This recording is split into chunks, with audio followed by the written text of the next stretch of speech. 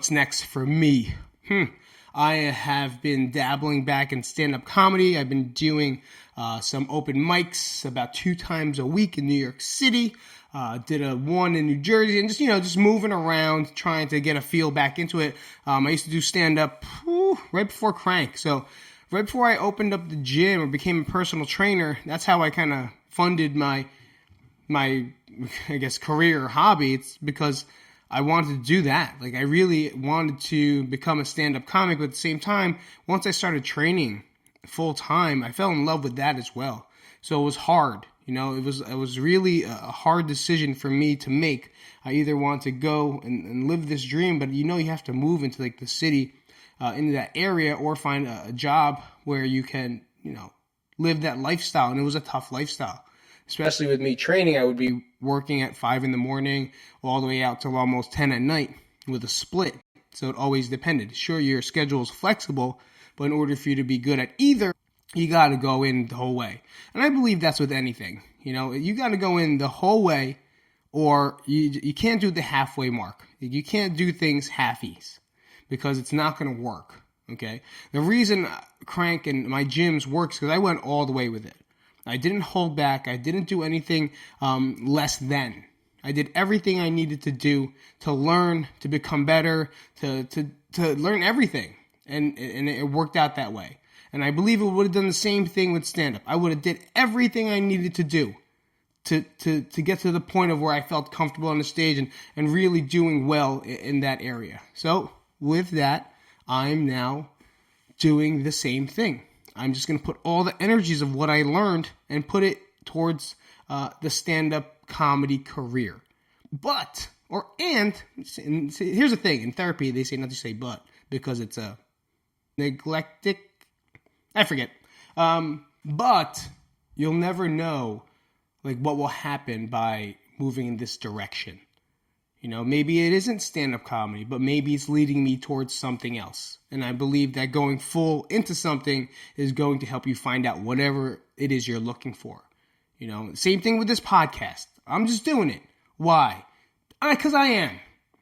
I've started a couple one back in the day on like fitness and health, and I tried to make it. I did it for the gym. I did it so people would see us on Google. That's why I did the podcast. I did podcasts so people can Google best gym in Nutley or gym in Nutley, and then we would pop up in front of their face. Like, I'm really good at marketing. That's what I've learned. I'm good at it. Do I sit in an office? Do I have a degree? No, fuck you. I have experience, right? I have experience. I understand how to do it. But that's why I'm doing this, because I think about it, but I'm doing this not to gain something. I'm doing this because it feels good. I'm doing this because I want a message to be brought out. I'm doing this because I want to talk to people. I'm doing this because I'm going to miss every person here. Every single person here.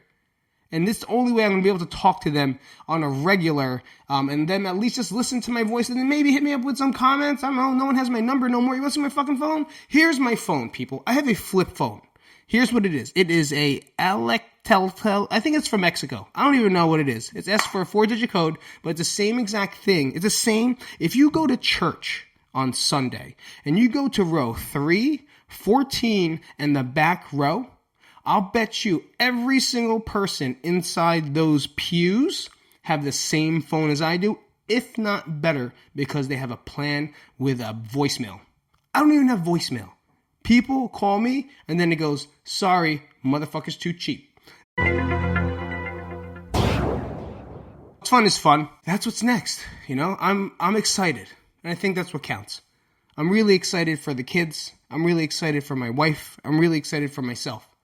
It's a fresh start, and everyone says it. It's like, oh man, it's like a fresh start. Yeah, it is. It's a fresh start to fucking start over, because this year was a nightmare. This year was hell. And people always ask me, they go, Pete, even if the pandemic didn't happen, do you think you would have ended up in the hospital anyway? Yes. Guys, that's not the first time I've thought about killing myself. There are many times I've thought about it. And that's something that I deal with. I am bipolar, and that's okay. I'm cool with it. I understand how to control it. I'm on medication. That's more things that I would like to talk in this channel as well, because it's a difficult thing to deal with, especially when you make decisions, especially when you have to go to work, especially when you have to do it. And you're not allowed to be depressed in this world. Everyone's got to be so jolly and happy all the time. Everyone's got to put memes up of like a monkey saying, "Go get it." Like there's always like something. It's like, I just did my hair. Watch out. Watch me.